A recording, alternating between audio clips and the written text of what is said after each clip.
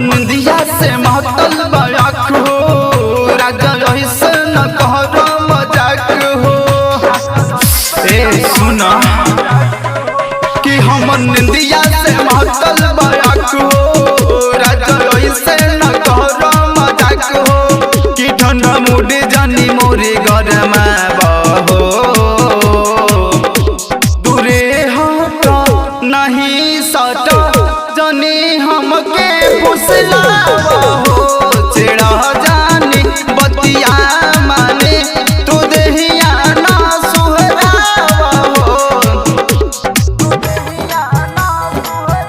Dilwale recording studio Rafiganj DJ Amit Tiwari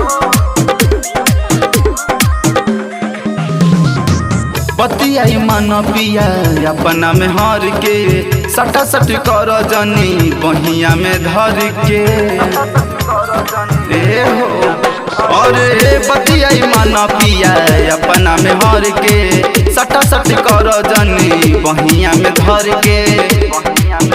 नहीं मिट्टी मिट्टी बतिया बनाव हो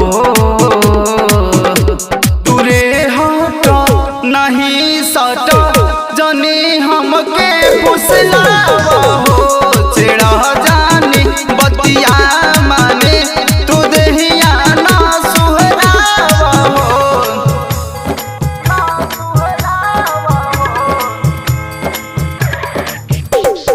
डीजे अमित तिवारी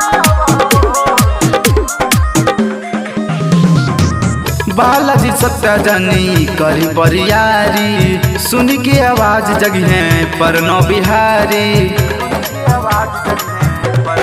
ए हो बलमुन रजनी करी बरियारी सुन के आवाज जगहे पर नौ बिहारी।